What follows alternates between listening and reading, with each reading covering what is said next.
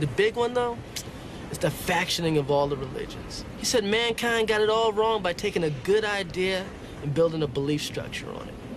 You're saying having beliefs is a bad thing?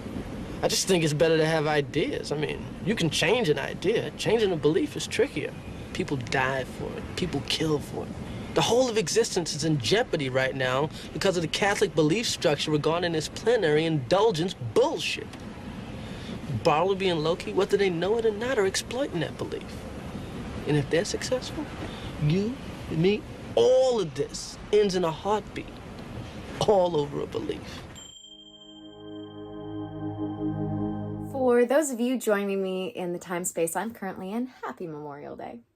So, just this morning I posted this on Instagram, and it came out of a conversation I've been having with a couple of people when it comes to the spiritual community lacking credibility, because we've set a precedence with videos like this, where it's obviously a Pepper's ghost reflection of some lights. But because we have people out there doing things like telling us, not that they think, but they're 100% sure they're communing with the Palladians, we wind up not having the credibility we need as a precedence when real good evidence and facts show up. And that's not what we want. We don't want to be delusional. We want to have faith. We want to have, as Rufus would put it, good ideas over beliefs. But that doesn't mean that you can't have beliefs. What it means is that when it comes to your faith, when it comes to your belief, when it comes to your good ideas, you want to make sure that you're not an immovable, dense object of energy, that you're a clean, clear channel for energy that is willing to say, I don't know, that's willing to say, I'm not sure, that's willing to let something go when you've had it for long enough that it clearly hasn't proven true in your reality, when it's no longer serving you. We have to be able to do this, which is why we want to make sure that we're not being delusional, because that's not healthy. And you can have faith and you can have strong held beliefs without being delusional. So we want to be sure to be doing the thing that's healthy for the temple that is our body, that's healthy for the altar that is our mind, for our soul.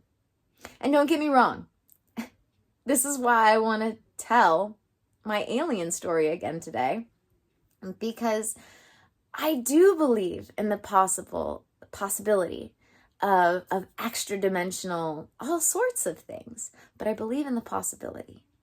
I'm not so hell-bent on it that I'm immovable. You don't want to be an immovable object. That's not healthy. And we want to be healthy on our spiritual path. Our spiritual path isn't meant for us to be using, our spiritual practices aren't meant for us to be using them in a way in which we are becoming unhealthy, less healthy. They're meant for us to become more healthy so that we can move forward to better in a spiritual way. All right, so I want to tell you my alien story, which I've told before, like I said, but it's worth repeating. It's pretty short. So at one point I was staying at my boyfriend's house at the time, and the way their house was designed, there were a bunch of windows to the front yard that you could see through other open doors as you were walking through the house. And there were a lot of weird experiences that a lot of people had in this house. But so one night I was walking from the kitchen to the living room, and as I turned to, look out through the door, out the window, as I was walking past it, I swear to you, I saw this little almond-shaped grayish face with these little lanky bulbous fingers pressed up against the window. We made eye contact, and then it turned around and scurried away. But here's the thing. What I'm willing to also say is that I've considered the fact that it could have been a prank. I really don't think it was. I've considered the fact that it could have been a toddler in a costume. I really don't think it was. It wasn't anywhere near Halloween. It was the middle of the summer, and I doubt there were any toddler sleuths in alien costumes at 2 a.m. in the summer. I've considered the idea that it might have been a cat based on the dimensions of it, but I also wasn't high. I wasn't tripping. I wasn't on drugs. I wasn't really super tired.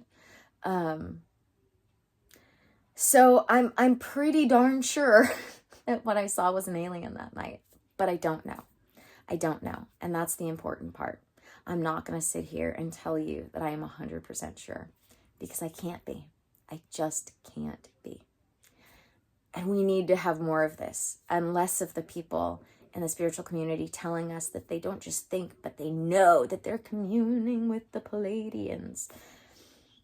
We need to be giving that less of our energy so that we can actually really discover and commune with these extra dimensional, amazing things in our universe. Because if we don't approach them from a real scientific perspective, and when I say scientific, I mean through the scientific method of trial and error and duplicatable experiments that anybody can duplicate and achieve the same outcome. We need to be moving towards that if we really want to have the credibility to really uncover, discover, and experience these things.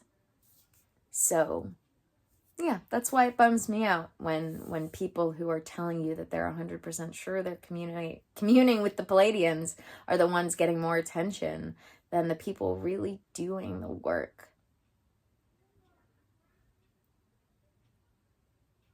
So yeah, that's my story, and I'm sticking to it. Thank you guys for joining me for another video. I am Annie, your Silicon Valley Sage Sister, here to bring consciousness to the forefront of your daily life, to make life a little kinder and simpler, so that you can raise your level of being, not just your level of knowledge. So, may the energies you serve you well. Let's keep making our way through, and I'll see you in the next one with some more good ideas.